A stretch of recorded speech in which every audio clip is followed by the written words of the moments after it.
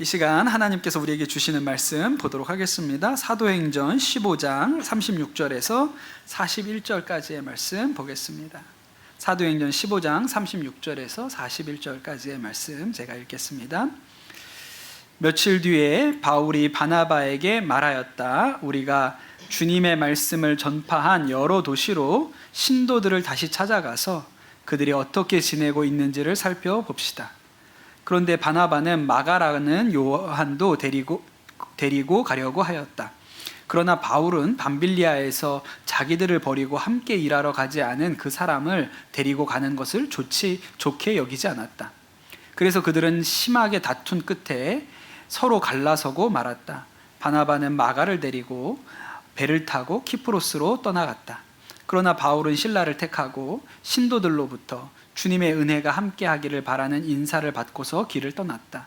그래서 시리아와 길리기아를 돌아다니며 모든 교회를 튼튼하게 하였다. 아멘. 하나님의 말씀입니다. 흑역사라는 말이 있습니다. 여러분 들어보신 적이 있으시죠? 그냥 어두운 역사라는 뜻인데 더 직접적으로 설명하면 지우고 싶은 과거쯤으로 이해해도 될 것 같습니다. 우리 청소년들은 지금도 흑역사를 계속 생산하고 있죠. 계속 SNS에다가 자기 멋있는 줄 알고 계속 사진 찍어 올리는데 나중에 죽고 싶을 겁니다. 그거 보면 이거 어떻게 막 퍼날라가지고 사람들이 다 지우지도 못하고 그런 일들이 많이 있습니다. 왜 아냐면 우리도 옛날에 그랬던 시절이 있습니다. 싸이월드에다가 온갖 거를 찍어 올렸는데 너무 창피하고 지금 보면 그걸 또 왜 퍼가가지고 지금 나는 다 지웠는데 뭐 또 막 돌아다니고 있고 그렇지 않습니까? 옛날에는 막 우는 사진도 찍어 올렸잖아요. 아까 우리 초등부 하연이가 저한테 막 오더니 목사님 여기 흑역사 있어요. 흑역사 그러면서 저한테 핸드폰을 보여주는데 어제 이진호 목사님 결혼식에서 울던 사진을 찍어 와가지고 목사님 여기 흑역사 있다고. 흑역사. 그렇죠. 나중에 다 이제 지우고 싶은 과거가 우리가 흑역사라고 합니다. 여러분 한국 교회에 정말 유명한 흑역사가 있는데 아시는지 모르겠어요. 유튜브에 보면 강한 용사 여호와라는 영상이 하나 있습니다. 우리 교우들은 저처럼 유튜브를 별로 좋아하지 않으셔서 잘 모르시는 것 같더라고요. 영상을 보면요, 사랑의 교회 구성전이에요.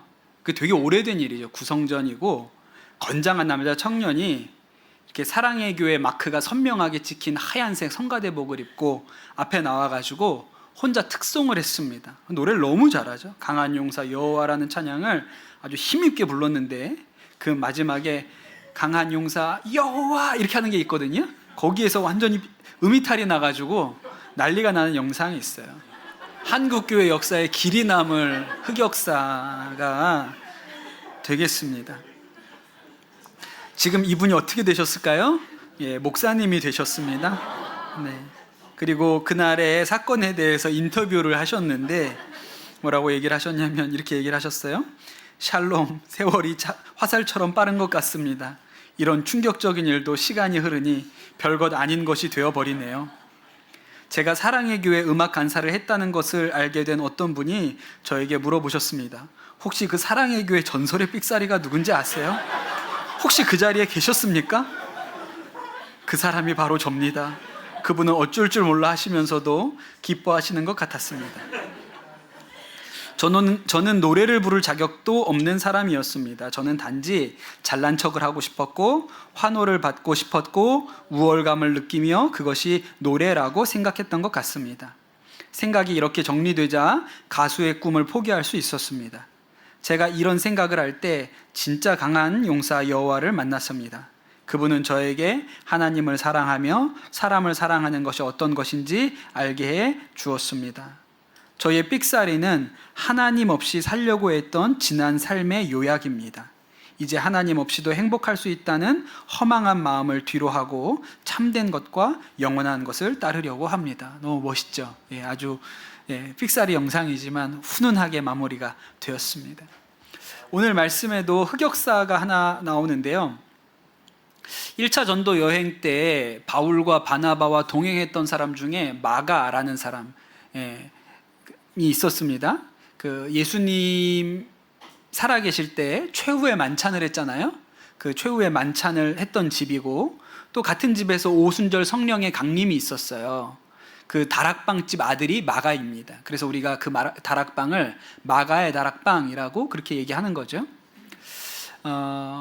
그 집이 아주 부잣집이었던 것처럼 보여요. 왜냐하면 그 성령 강림 사건이 있을 때 그 자리에 120명의 성도가 모여 있었다고 하니까 120명이 들어갈 공간을 가진 집이니 부잣집이 아니었을까, 그렇게 우리가 추측을 합니다. 그런데 이 마가가 바울과 바나바와 1차 전도 여행을 따라가서 중간에 못 가겠다고, 그러고서 포기하고 돌아가 버립니다. 이야기를 전에도 한번 한 적이 있는데, 이 일에 대해서 바울은 대단히 못마땅하고 괘씸하고 마음이 상했어요. 그런데 아마도 그때는 잘 참았던 것 같아요. 왜냐하면 선교 중이니까 이걸 또 막 문제 삼고 이러면 안 되니까 그냥 문제 더 이상 하지 않고 그냥 잘 참고 넘어간 것 같아요. 그런데 이제 2차 전도 여행을 떠나려고 하는데 바나바가 마가를 데리고 와서 이번에도 마가를 데리고 가자, 그렇게 이야기를 하는 겁니다. 바나바는 성격이 온순하고 착한 사람이에요. 그리고 다른 사람을 잘 세워주고 너그럽고 그런 사람이죠. 그러니까 이 마가의 실수도 눈 감아 줄 만한 그런 성품을 가지고 있는 사람입니다. 게다가 이 마가가 바나바의 외조카예요. 그러니까 팔이 안으로 굽잖아요. 그게 조카니까 챙겨서 다시 한번 가려고 하는 거죠. 그런데 여러분, 바울은 다릅니다. 바울은 아주 칼 같은 사람이거든요. 애누리가 없어요. 바울이 볼 때 마가는 아웃이에요. 이제 더 이상 같이 못 가요. 그런 사람이에요. 그래서 마가를 데리고 가는 것에 반대를 하죠. 그래서 여러분, 결과가 어떻게 됐습니까? 성경이 이렇게 기록합니다. 39절에 그래서 그들은 심하게 다툰 끝에 서로 갈라서고 말았다. 여러분, 어떻게 사도들이 싸워? 어떻게 사도들이 저렇게 심하게 다투고 갈라서, 딴 사람도 아니고 예수님 제자라는 사람들이 어떻게 그러지? 저는 충분히 그럴 수 있다고 생각해요. 저는 바울의 마음이 이해가 됩니다. 지난주에 우리가 이집트 단기 선교 다녀와서 선교팀이 보고를 했잖아요. 들으시면 야, 참 은혜로운 일이 많았구나, 너무 좋았겠다, 진짜 좋은 곳도 많이 가봤겠구나, 이렇게 생각이 드시잖아요. 그러나 여러분, 장밋빛만 있는 선교 여행은 없어요. 좋은 일만 있는 선교 여행이라는 것은 없습니다. 제가 선한목자교회 부목사 있을 때 지금 우리 옆에 교회 임마누엘 교회에서 목회하시는 제 절친 김영광 목사님이 단기 선교를 갔다 왔습니다. 거기가 되게 이렇게 가기 어려운 나라거든요. 그런데 어떻게 단기 선교팀이 이렇게 세팅이 돼가지고 그 나라를 갔다 오셨어요. 그런데 저는 제가 가고 싶었던 나라인데 거기를 가시게 돼가지고 너무 부러웠습니다. 그래서 갔다 온 다음에 좋았냐고 그랬더니 너무 힘들었다고 그러더라고요.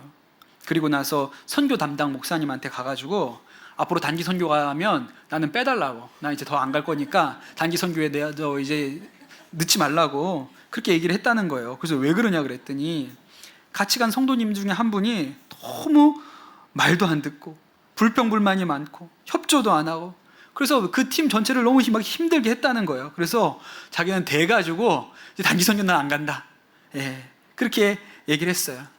제가 올 여름에 물어봤는데 단기 선교 안 갔습니다. 그래서 그랬던 일을 옛날에 이야기를 한 적이 있습니다. 근데 여러분, 이해가 되지 않습니까? 만약에 단기 선교를 갔는데 팀원 중에 한 명이 선교 중간에 난 이제 도저히 못 간다, 난 여기 못 있겠다, 나 짐 싸서 집에 갈란다, 그래가지고 혼자 비행기를 타고 중간에 누가 돌아왔다고 한번 생각을 해보세요. 저는 막 생각만 해도 그 상황을 수습해야 된다는 거, 그 상황을, 그럼에도 불구하고 선교팀을 끌고 가야 되죠. 또 돌아와서 또 그분 다독이고 막 이렇게 막 수습해야 될 이런 일들을 생각하면 진짜 아찔한 거죠. 제가 뭐 어린이들 인솔해서 단기 선교 가보고 청소년들 인솔해서 단기 선교 가보고 청년들, 어른들 다 해봤는데 청소년들 데리고 단기 선교 가면 힘들 것 같죠? 괜찮습니다. 왜 괜찮은지 아세요? 잘못하면 불러놓고 막 소리 지르면 돼요. 막 혼내키면 돼요. 정신 차려, 놀러 왔어? 지금 이게 장난이야? 막 이러면서 밤에 불러가지고 막 혼내키면 돼요. 그게 청소년 단기 선교의 특징이거든요. 그런데 청년만 돼도 그렇게 못해요. 청년만 돼도 그렇게 못합니다. 청년들 단기 선교 가면 예민하거든요. 이렇게 감정적으로 예민해요. 그리고 단기 선교 자체가 가면 이렇게 남의 허물이 두드러져 보여요. 한 일주일 넘는 시간을 어려운 환경에서 같이 먹고 자고 해야 되니까 장점이 보이기보다 단점이 눈에 두드러져 보이거든요. 그러니까 나중에 가면 이 팀을 이렇게 마음을 하나로 모으는 게 되게 어렵습니다. 지난주에 그 선원목자교회 젊은이 교회 담당하시는 이영주 목사님 금요일에 와서 설교하셨는데, 와서 저랑 좀 이런저런 얘기 하던 중에 올 여름에 거기 청년들도 단기 선교를 많이 나갔는데 돌아와서 그 청년 리더들이 하는 얘기가 전도사님한테 너무 실망을 했다는 거예요. 전도사님들한테. 전도사님들이 좀 가서 우리를 잘 인도해주고 영적으로 세워줘야 되는데 너무 실망스러웠다고 막 이런 성토들을 들어서 자신이 너무 이렇게 곤란하다, 너무 마음이 괴롭다, 그런 얘기를 하시더라고요. 그래서 여러분, 단기 선교 갔다가 관계가 깨지고 공동체가 깨지고 교회가 깨지는 일이 생각보다 많습니다. 많아요. 제가 그래서 우리 이번에 팀에게도 첫 예배 드릴 때, 이집트에 도착해서 첫 예배 드릴 때 우리가 여기 와가지고 무슬림과 싸우다가 선교가 망하는 일은 없습니다. 무슬림하고는 싸울 일이 없어요. 우리가 만약에 망한다면 우리끼리 싸우다가 망하는 거지, 무슬림하고 싸우다가 망하는 일은 없습니다. 우리가 마음을 잘 지켜야겠습니다. 그렇게 제가 말씀을 나누기도 했습니다. 그런데 여러분, 똑같은 일이 지금 바울과 바나바 또 이 마가에게 일어난 거예요. 바울은 딱 보니까 마가 안 돼. 얘 지난번에 집에 갔잖아. 마가의 흑역사를 모르느냐, 그렇게 이야기를 한 거죠. 근데 여러분, 오늘 우리가 이 말씀을 통하여 깨달아야 하는 것이 있는데, 그것은 흑역사로 그 사람을 판단하면 안 된다는 거예요. 여러분, 사람은 누구에게나 흑역사가 있습니다. 지우고 싶은 과거가 있어요. 마가가 그렇게 전도 여행 갔다가 난 못 가, 난 중간에 포기하고 돌아갈래요, 그러고 돌아간 후에 자신이 잘했다고 생각했을까요? 그렇지 않습니다. 굉장히 부끄럽다고 생각했을 거예요. 지금 이렇게 생각해보면 내가 그때 참았어야 되는데, 내가 그때 그러지 말았어야 되는데, 그걸 못 참아가지고, 이런 생각을 계속 했을 거예요. 뭘 보면 알 수 있냐면요, 그러니까 2차 전도 여행을 따라간다 그러죠. 내가 그때 포기하고 돌아온 걸 잘했다고 생각하잖아요. 그럼 두 번째 선교여행 안 갑니다. 그런데 왜 두 번째 선교여행 가겠다 그래요? 만회하고 싶잖아요. 지난날의 내 실수를 다시 돌려놓고 싶은 거예요. 내가 이번에 이만큼 성숙하고 달라졌다는 것을 보여주고 싶어. 그러니까 따라간다고 했겠죠. 그런 여러분, 우리가 누군가를 판단할 때 그 사람의 흑역사를 가지고 판단하면 안 되지요. 문제는 그것이 흑역사인 줄도 모르고 살면 문제가 있어요. 그냥 여전히 그때 그 일이 잘했다고 생각하고 살면 문제죠. 그러면 그거는 흑역사가 아니고 그냥 역사예요. 그냥 그 사람은 그렇게 사는 거예요. 흑역사라면 지나간 것, 반성한 것, 그러면 그 흑역사로는 그 사람을 판단해서는 안 됩니다. 결국 바나바가 어떻게 하냐면, 바울하고는 갈라서고, 이게 말이 안 통하니까 바울하고는 갈라서고 마가를 따로 데리고 따로 선교 여행을 가요. 그런데 여러분, 이 과정을 통해서 마가가 성장합니다. 그렇죠. 마가가 나중에는 알렉산드리아라는 데 가서 복음을 전하거든요. 당시에 이집트에서 가장 큰 도시가 알렉산드리아였어요. 그리고 여러분, 그 알렉산드리아에서 복음을 전해서 마가가 세운 그 교회가 지금까지 존재해요. 그게 이집트 콥틱 교회이잖아요. 콥틱 교회에도 교황이 있습니다. 자신들 교회에 제일 우두머리 수장이 있어요. 근데 그걸 교황이라고 하는데, 콥틱 교회의 1대 교황이 마가예요. 그 후에 마가는 또 마가 복음서를 써서 예수님이 어떤 분인지를 전하는 중요한 일을 감당하지 않습니까? 여러분, 사실 마가는 흑역사가 하나 더 있거든요. 마가복음을 읽어보면 예수님께서 겟세마네 동산에서 잡혀가실 때 청년 하나가, 이해가 안 되죠. 왜 옷을 안 입고 나왔는지 모르겠어요. 청년 하나가 옷을 안 입고 그냥 혼이불을 이렇게 둘둘 말아가지고 그리고 예수님을 쫓아온 거예요. 그러다가 예수님 잡혀가니까 어떻게 해요? 그 입을 다 내팽개치고 벌거벗은 채로 도망갔다는 얘기가 있습니다. 그런 얘기 들어보셨죠? 그 이야기가 유일하게 마가복음에만 나와요. 그 얘기를 왜 썼을까요? 중요하지도 않잖아요. 거기에서 누가 그렇게 왔다가 도망간 사람 중요하지도 않고 그 사람 이름이 나오는 것도 아닌데 그 얘기 왜 썼을까요? 지 얘기니까 쓴 거죠. 마가 자신 얘기니까 쓴 거예요. 마가가 자기 얘기라서 그 얘기를, 다른 복음서에서는 안 나오는 그 얘기를 자기 얘기니까 쓴 거죠. 나의 흑역사를 썼습니다. 왜 그랬을까요?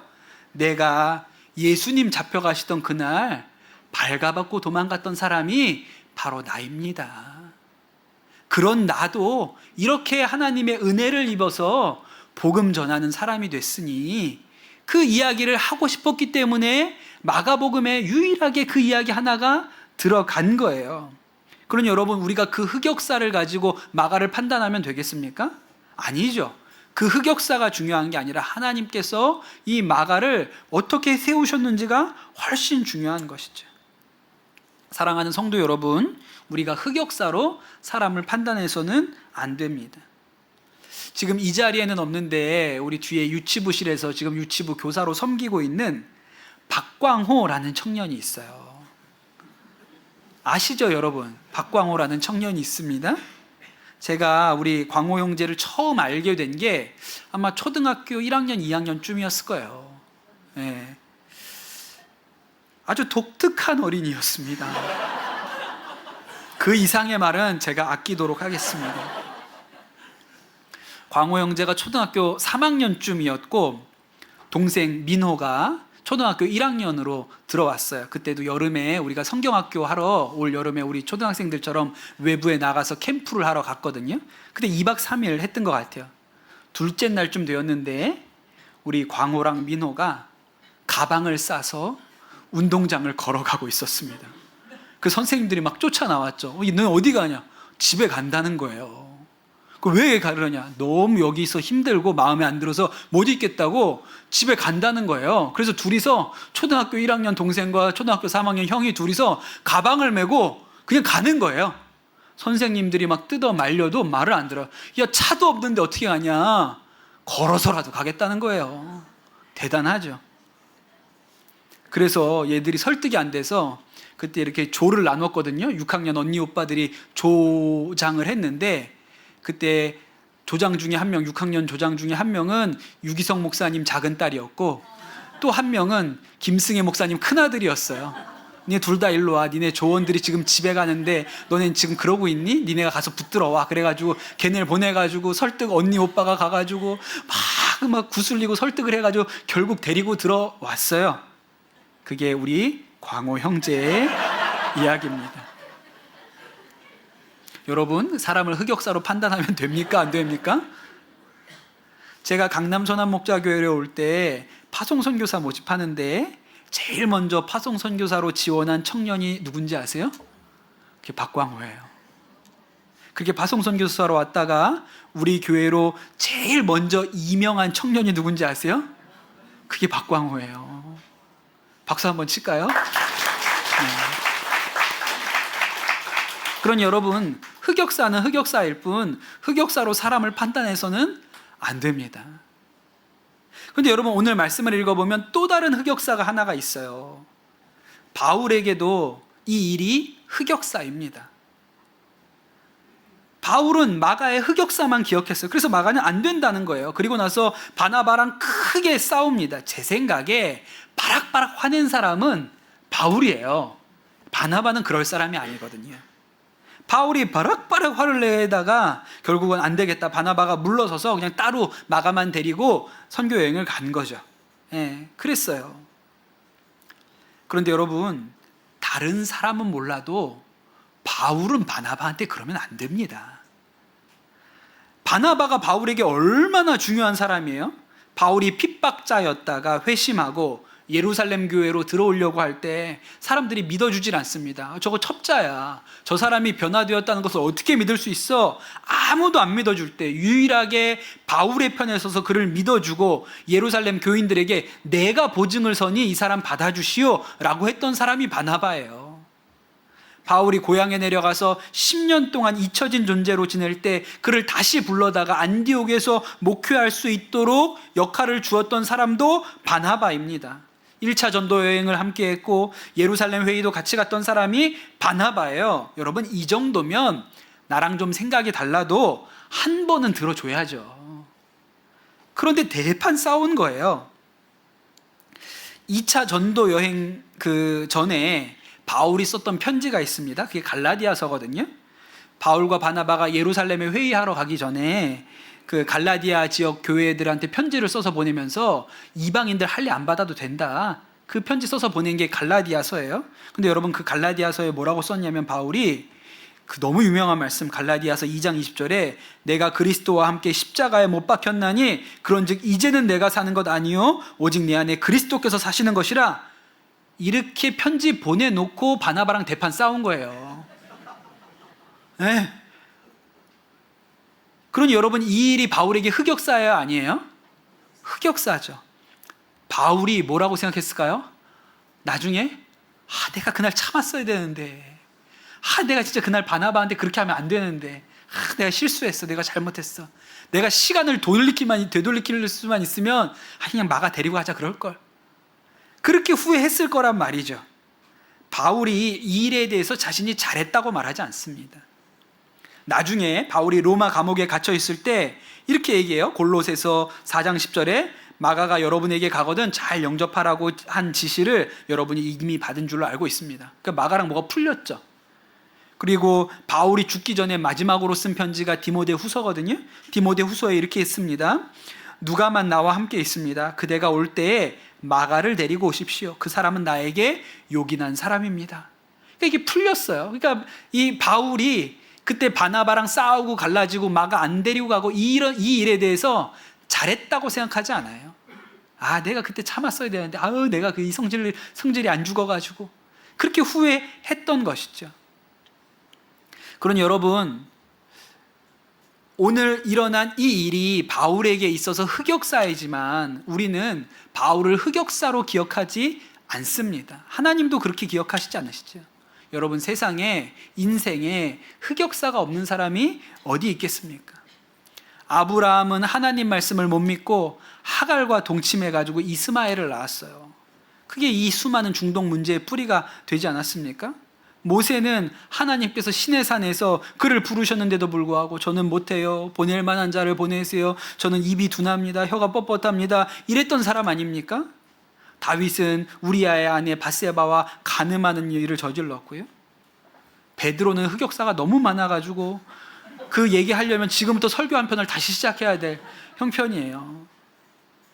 여러분은 흑역사가 없습니까? 저도 생각해보면 흑역사가 얼마나 많은지 몰라요. 제가 처음 전도사 할 때 저에게 양육하라고 붙여줬던 청년 2명은 교회를 떠났습니다. 동기 목사님이 본인 교회에서 새벽 집회에 와서 말씀 전해달라고 강사로 불렀는데 자다가 못 간 일도 있어요. 말 안 듣는 학생에게 화내다가 실족한 일도 있고요. 유기성 목사님한테 말 대답하다가 혼난 적도 있습니다. 진짜 흑역사인데요. 아까 일부 예배 때는 우리 아들이 앉아있어서 안 했어요. 너무 부끄러워가지고. 유기성 목사님 환갑 때 부목사 부부들이 다 같이 찍은 단체 사진이 있거든요. 그 사진에 저만 없습니다. 왜 저만 없는지 아세요? 아내랑 부부싸움하고 가출해서 저만 없어요. 그 사진은 동역했던 모든 부목사님들 사무실에 걸려 있습니다. 가서 보면 저만 없어요. 너무 부끄러워요. 그러니까 인생이 흑역사 투성이죠. 그런데 감사한 것은 하나님께서 저의 인생을 흑역사로 판단하지 않으신다는 거예요. 하나님 안에 있으면, 우리가 예수 그리스도 안에 있으면 흑역사가 하나님의 역사로 변화됩니다. 여러분, 흑역사는 흑역사지요.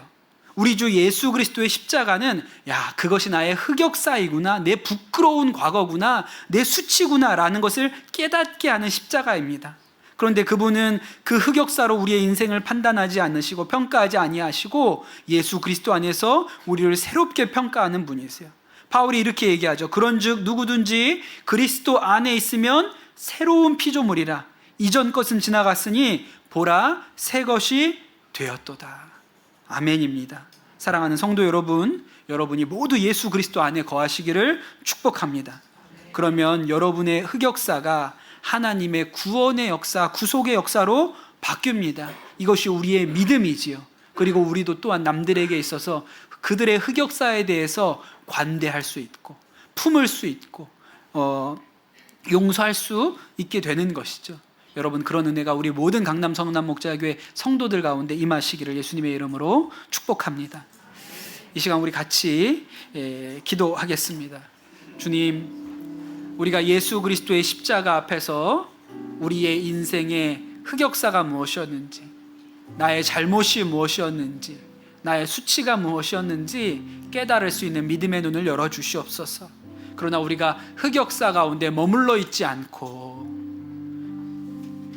주님께서 우리를 새 것이라고 하신 그 놀라운 은혜의 말씀을 붙들고 살게 해주시고, 우리가 이웃에게도 관대할 수 있는, 그들의 흑역사를 대할 때 관대할 수 있는 마음이, 은혜가, 용서가 우리 안에 있게 하여 주시옵소서. 이 시간 우리 합심해서 기도하도록 하겠습니다. 하나님 감사합니다. 오늘 복된 날 우리가 주님께 예배드리게 하셔서 감사를 드립니다. 하나님, 돌이켜보면 나에게도 지우고 싶은 과거, 하나님, 과거 수치와 죄의 역사가 있습니다. 그러나 우리 주 예수 그리스도의 은혜로 말미암아 과거에 머물러 있지 아니하고 흑역사에 갇혀 있지 아니하고 하나님, 새 역사를 쓰게 하신 분이 우리 주님이신 것을 고백합니다. 하나님, 주님께서 우리를 옛것이라고 하시지 아니하시고 새것이라고 하셨으니 우리가 그 은혜를 마음 가운데 가득 채우고 다른 사람에게도 관대한 마음이 있게 하여 주시옵소서.